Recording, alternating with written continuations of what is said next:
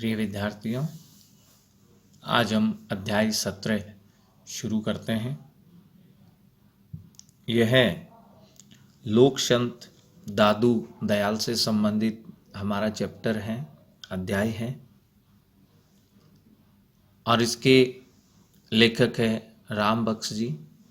इनका जन्म 1951 ईस्वी में नागौर जिले के चितानी गांव में हुआ 4 सितंबर 1951 को। प्रारंभिक शिक्षा तो गांव में एवं आसपास के विद्यालयों में हो गई। मैट्रिक 10th क्लास से लेकर स्नातकोत्तर अर्थात एमए पीजी तक की जो शिक्षा है जोधपुर में पूरी हुई। इन्होंने जवाहरलाल नेहरू विश्वविद्यालय से पीएचडी की और इसके बाद रोहतक, जोधपुर, इग्नू विश्वविद्यालयों में इन्होंने अध्यापन का कार्य करवाया। संप्रति इस समय वर्तमान में जवाहरलाल नेहरू विश्वविद्यालय के भाषा संस्थान में प्रोफेसर के पद पर ये कार्यरत हैं। इनकी कुछ चर्चित पुस्तकें हैं प्रेमचंद और भारतीय किसान, दादू दयाल, समकालीन हिंदी आलोचक और आलोचना, ये इनकी चर्चित पुस्तकें रही हैं। पाठ परिचय भी हम देखते हैं। मध्यकाल भारतीय सनातनता का एक उज्जवल अध्याय है।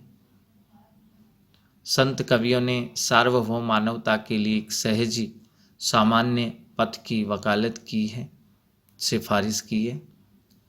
दादू की बानी सदियों से राजस्थान के जनमानस की सामूहिक स्मृति का हिस्सा रही है। कबीर के समान ही इनमें खंडन मंडन की प्रवृत्ति नहीं मिलती है। देशाटन से प्राप्त, देश में भ्रमण से प्राप्त अनुभवों को दादू दयाल ने प्रेम के सरस धरातल पर मर्म स्पर्शनी भावों के साथ परोस दिया है। लेखक ने इस आलेख में दादू दयाल की प्रासंगिकता और उनके उपदेशों का जीवनी परक मूल्यांकन प्रस्तुत किया है। दादू दयाल के जीवन की प्रमुख बातें और उनकी वाणी का कुछ अंश इस अध्याय में लेखक ने प्रस्तुत किया है। शिरोमणि संत, संतों में शिरोमणि बहुत उच्च स्थान प्राप्त करने वाले दादू दयाल का जन्म फागुन यानी फाल्गुन शुद्धि शुक्ल पक्ष की अष्टमी बृहस्पतिवार सम्मत 1601 और अगर ईस्वी सन की बात करें तो 1544 ईस्वी को इनका जन्म हुआ। दादू के जन्म स्थान के बारे में विद्वान एकमत नहीं है। दादू पंथी, जो दादू पंथ को मानने वाले हैं, आगे बढ़ाने वाले हैं, ऐसे भक्तों की मान्यता तो यह है कि वह एक छोटे से बालक के रूप में अहमदाबाद के निकट साबरमती नदी में बहते हुए पाए गए हैं। इनका लालन पालन लोदीराम नामक एक नागर ब्राह्मण ने किया। इनकी माता का नाम बस्सीबाई था। जन्मभूमि के संबंध में विद्वानों ने भले ही मतभेद किया हो, रखा हो, लेकिन इनकी साधना की जो भूमि है वो निश्चित रूप से राजस्थान ही है। मध्यकालीन निर्गुण संत परंपरा के अधिकांश कवियों ने हिंदू समाज के जात पात की व्यवस्था में अपनी असहमति जताई थी। ये भी एक निर्गुण भक्ति धारा से संबंधित है। जाति पाति आदि में विश्वास नहीं करते हैं। मूर्ति पूजा का ये भी विरोध करते हैं। और वास्तव में जो जात पात की व्यवस्था का विरोध करते हैं, दादू भी इसके अपवाद नहीं थे। अर्थात वास्तव में इन्होंने भी जाति पाति की जो व्यवस्था है उसका विरोध किया है। कई बार स्वयं इनके जिज्ञासु भक्त भी इनसे जब पूछ लेते थे कि महाराज आपकी जाति क्या है, ऐसे जिज्ञासु भक्तों को संबोधित करते हुए दादू कहने लगते थे, दादू कुल हमारे केशवा। केशव यानी केशव ईश्वर, हमारा कुल ईश्वर ही है। सगात सृजनहार, सृजनहार यानी ईश्वर ही हमारे साथी हैं, ईश्वर ही हमारे परिवार वाले हैं। जाति हमारी जगत गुरु, जगत गुरु हमारी जाति है कि हम पूरे विश्व के गुरु हैं भारतवासी। परमेश्वर परिवार, और परमेश्वर ही हमारा परिवार है, यानी हमारी कुल जाति परिवार ये सब ईश्वरी हैं। और हम सब जगत गुरु जो हमारा भारत देश कहलाता है, हम उस भारत देश और ईश्वर की संतान हैं। यही ईश्वर हमारा कुल और यही हमारा सृजनहार है। दादू एक सगा संसार में जिन हम सिरजे सोई। दादू ये भी कहते हैं कि संसार में वही एक हमारा सगा संबंधी है, सच्चा बंधु है, जिन हम सिरजे सोई, जिन्होंने हमें जन्म दिया है, जिन्होंने सृजन किया है, जिन्होंने हमें बनाया है, जीवन दिया है। केवल वे ही ईश्वर इस संसार में हमारे सगे हैं, हमारे अपने हैं। मनसा वाचा कर्मणाम, मन से, वाचा यानी वचन से, कर्मणाम यानी कर्म से, अपने मन, वचन और कर्म से और न दूजा कोई। इस संसार में ईश्वर के अलावा हमारा कोई दूसरा नहीं है। दूजा यानी दूसरा। यहाँ दादू ने अपनी विचार प्रणाली को व्यक्त करते हुए कहा कि मेरे सच्चे संबंधी तो ईश्वर ही है, मेरे सबसे सच्चे संबंध ईश्वर से ही है। इसी संबंध से मेरा परिचय है। परिवार में बद्ध व्यक्ति अपने सगे संबंधियों के लिए छल कपट करता है।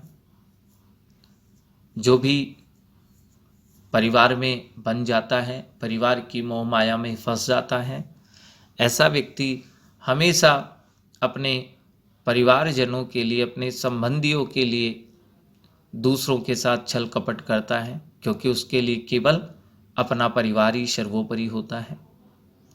उसके मन में अपने पराये की भावना आ जाती है कि ये हमारे हैं और ये हमारे नहीं हैं, ये कोई दूसरे हैं। दादू इसे संसार की माया और संसार से मोह की संज्ञा देते हैं। जो परिवार में आसक्ति रखता है, यही संसार की माया है और यही मोह है, ऐसा दादू दयाल कहते हैं। दादू अपने आप को इनसे मुक्त कर चुके थे। संसार में रहते हुए भी सांसारिक बंधनों को काट चुके थे, तोड़ चुके थे। अतः निरर्थक जाति पाति की लौकिक भाषा में अपना वास्तविक परिचय कैसे देते, अर्थात जाति पाति के बंधनों से वो बहुत दूर थे। केवल वे ईश्वर को ही मानते थे कि वही हमारा परिवार है, वही हमें जन्म देने वाला है, वही हमारा साथी और संबंधी है। संतों ने अपनी रचनाओं में गुरु की महिमा का विस्तार से बखान किया है। अतः ये जानना भी हमारे लिए आवश्यक हो गया है कि इनके गुरु कौन थे, लेकिन इस तथ्य की प्रामाणिक जानकारी अभी तक उपलब्ध नहीं है।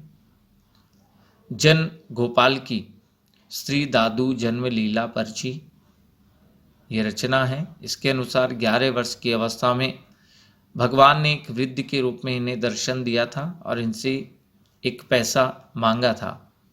फिर इनसे प्रसन्न होकर के इनके सिर पर हाथ रख दिया था और इनके सारे शरीर पर स्पर्श करते हुए इनके मुख में सहरस पान भी दिया था। दादू पंथियों के अनुसार बुड्ढन नामक एक अज्ञात संत है, वही इनके गुरु हैं।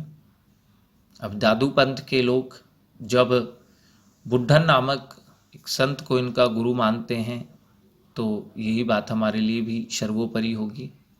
जन गोपाल के अनुसार बचपन के 11 वर्ष तक बीत जाने के बाद इनको बुढ़े के रूप में गुरु के दर्शन हुए थे। दादू ने अपनी वाणी में गुरु की महिमा का गान तो बहुत किया है, लेकिन उनका नाम कहीं भी नहीं लिया है। कहीं भी इनके गुरु का नाम हमें पढ़ने को नहीं मिलता है। इन्होंने अपनी वाणी में गुरु महिमा गाई है, उसमें भी गुरु का नाम इन्होंने कभी नहीं लिया।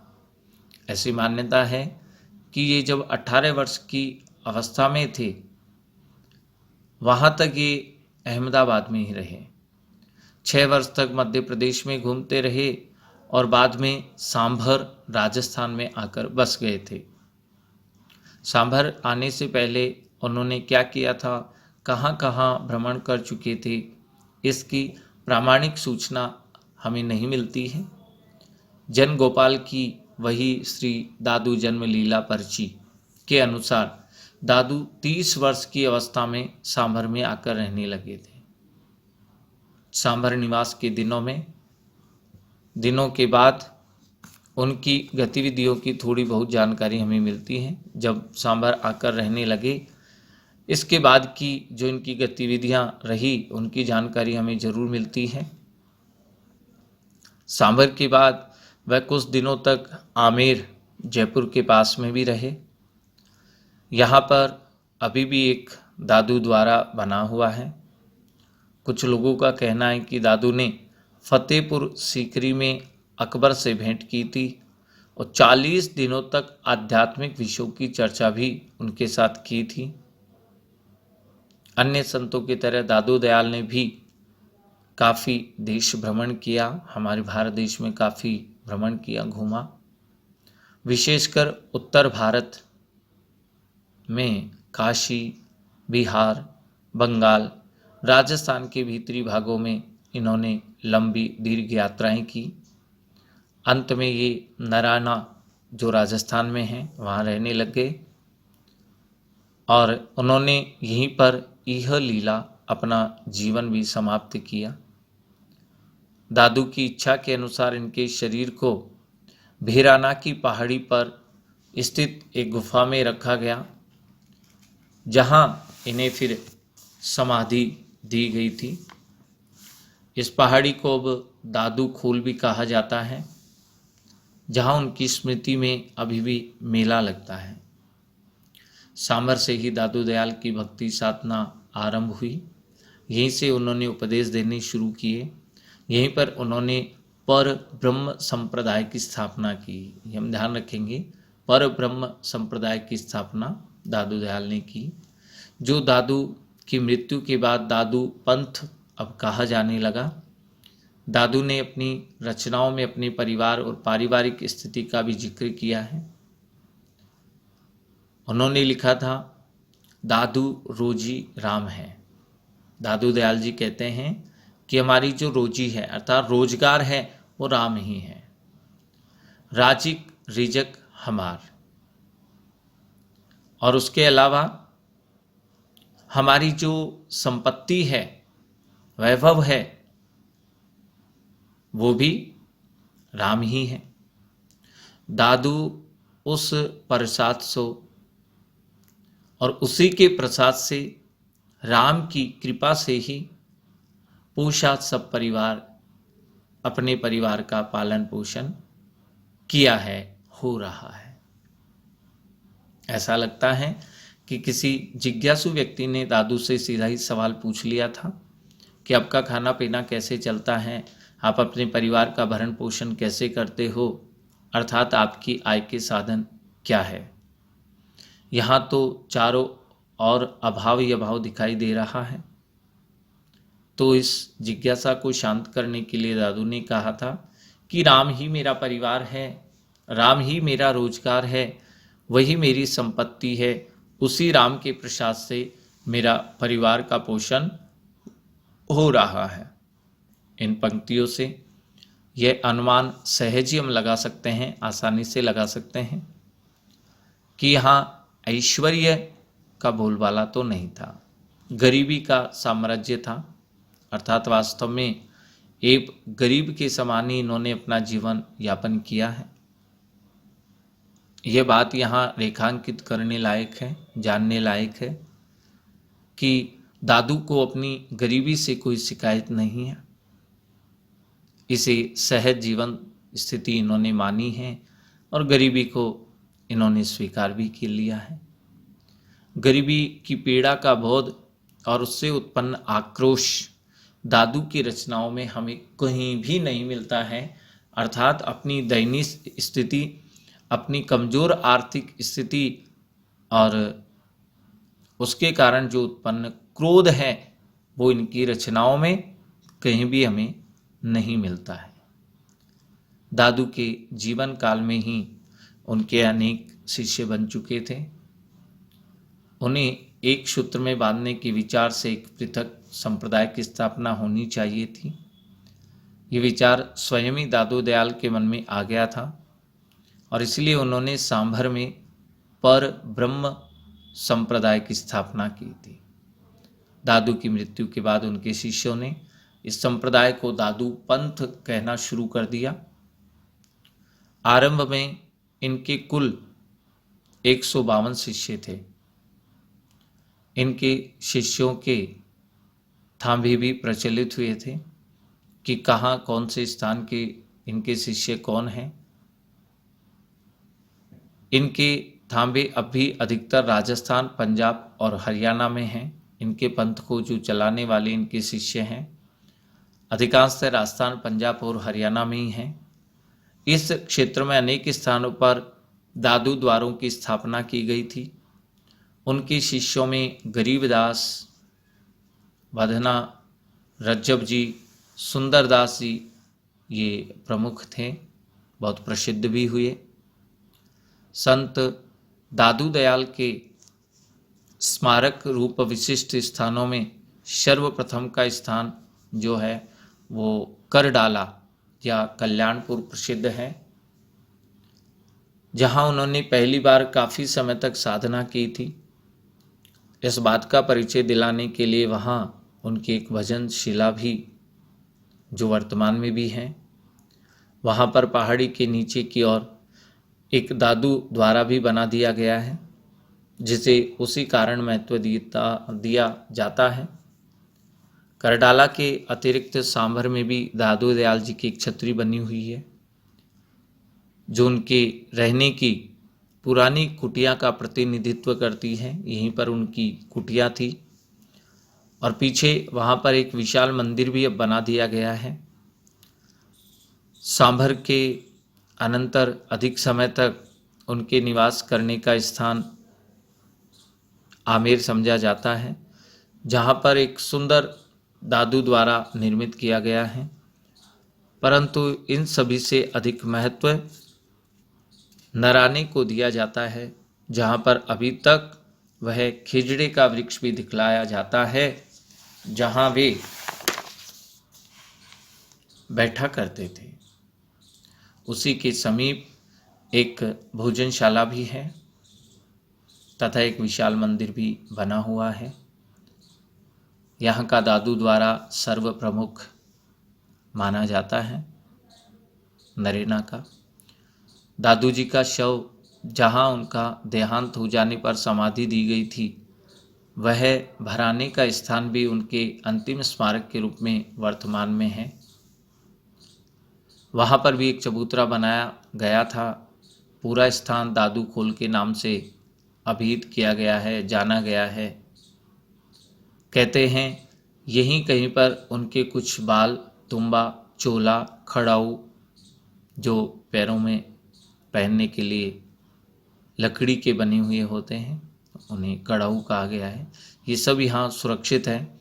कल्याणपुर, सांभर, आमेर, नराना व भैराना ये पंच तीर्थ के रूप में माने जाते हैं। ये सब दादू दयाल से ही संबंधित हैं। इनके स्मारक के रूप में 2 मेले भी लगते हैं। एक नराने में प्रतिवर्ष फाल्गुन शुद्धि यानी शुक्ल पक्ष की पंचमी से लेकर एकादशी तक लगता है, जिसमें प्राय सभी स्थानों के दादूपंथी इकट्ठे होते हैं। दूसरा मेला भैराने में ये फाल्गुन कृष्ण पक्ष की तृतीया से फाल्गुन शुक्ल पक्ष की तृतीया तक यानी पूरे 15 दिनों तक ये मेला चलता है।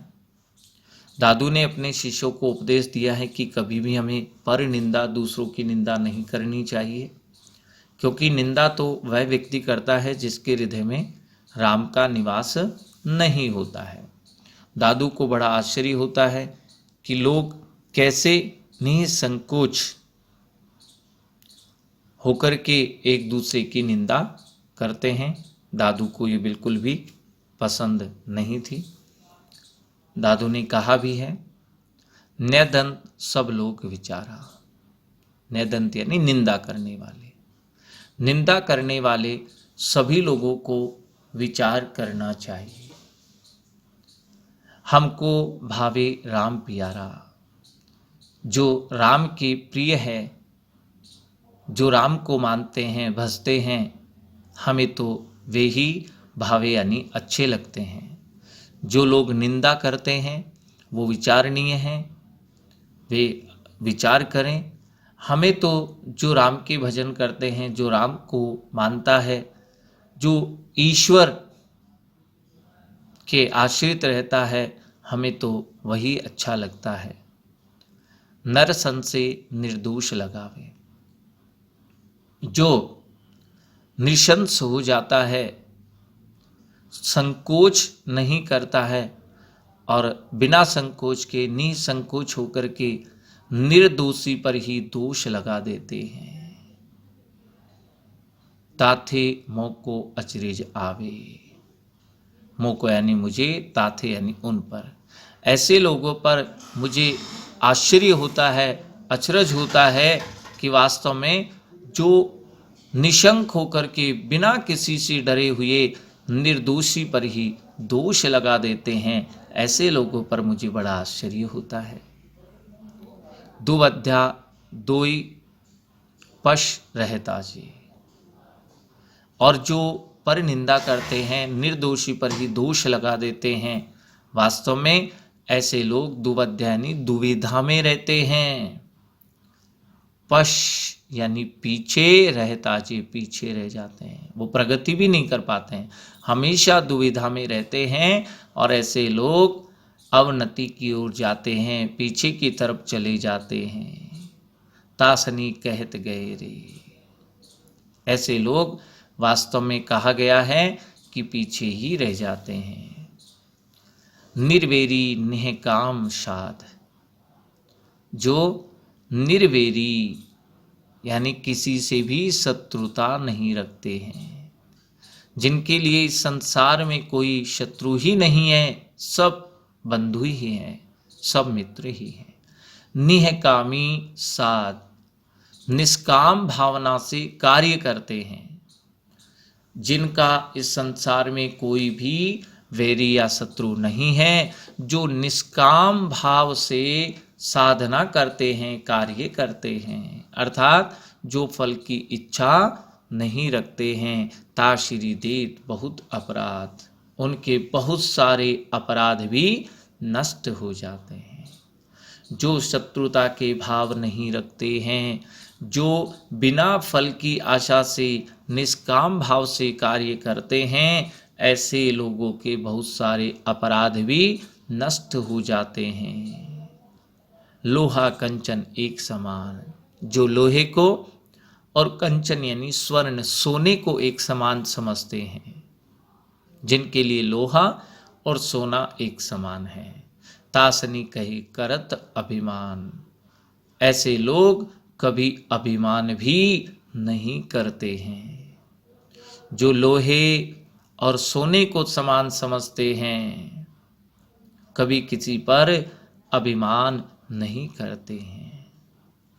निंदा यानी निंदा और स्तुति एक करी तोले, एक समान ही समझते हैं। जो निंदा को और स्तुति को एक समान समझते हैं, तासो कहे अपवाद ही बोले। और ऐसे लोग कभी अपवाद नहीं करते हैं, मिथ्या विवाद किसी से भी नहीं करते हैं। दादू निंदाता को भावे। दादू कह रहे हैं कि निंदा तो ताको यानी उसको भावे, अच्छी लगती है। जाके हृदय राम न आवे, हृदय यानी हृदय में, जाके यानी जिसके, जिसके हृदय में राम नहीं आते हैं, जिसके हृदय में राम का निवास नहीं होता है, निंदा उन्हीं को अच्छी लगती है। तो दादू दयाल जी ने इन पंक्तियों में बताया है कि वास्तव में इस संसार में जो लोग ईश्वर की निंदा करते हैं, जो लोगों की निंदा करते हैं, जो अपने धर्म की निंदा करते हैं, वास्तव में ऐसे लोग विचारणीय हैं। वास्तव में ऐसे लोगों के हृदय में राम का निवास कभी भी नहीं होता है। ये जो निंदा करने वाले लोग हैं, वे बिना सोचे, बिना डरे किसी भी निर्दोषी पर दोष लगा देते हैं। ऐसे निंदा करने वाले लोग हमेशा दुविधा में रहते हैं, हमेशा पीछे की ओर, अवनति की ओर चले जाते हैं। और वास्तव में ऐसे लोगों की निंदा से हमें दूर रहना चाहिए। ऐसे लोगों को अपनी निंदा को त्याग देना चाहिए, क्योंकि जो निंदा को छोड़ देता है, जो कभी किसी से शत्रुता के भाव नहीं रखता है, फल की आशा के बिना निष्काम भाव से कार्य करता है, उनके सभी अपराध, बहुत सारे अपराध नष्ट हो जाते हैं।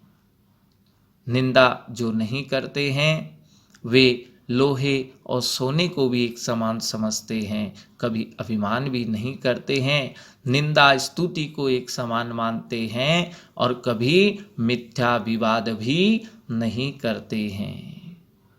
ऐसे लोगों को हमारे दादू दयाल जी बहुत पसंद करते हैं। दादू इतने शांत स्वभाव के थे कि किसी विवाद में कभी उलझते ही नहीं थे। निंदा स्तुति को उन्होंने समान भाव से ग्रहण किया। कोई उनकी निंदा करे या कोई उनकी स्तुति करे, प्रशंसा करे, दोनों को उन्होंने समान भाव से ग्रहण किया है। उनके शिष्य हिंदू और मुसलमान दोनों ही धर्मों से संबंधित थे।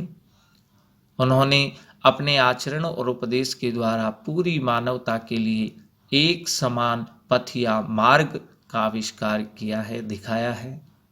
उन्होंने अपने विरोधियों से बहस कम की है और समर्थों को सलाह ज़्यादा दी है।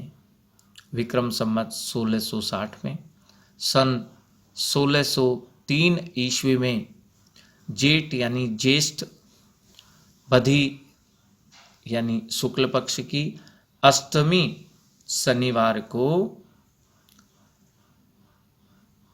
इन्होंने अपनी ये लीला समाप्त कर ली, अर्थात इनकी मृत्यु हो गई। वास्तव में दादू के उपदेशों को हमें अपने जीवन में उतारना चाहिए।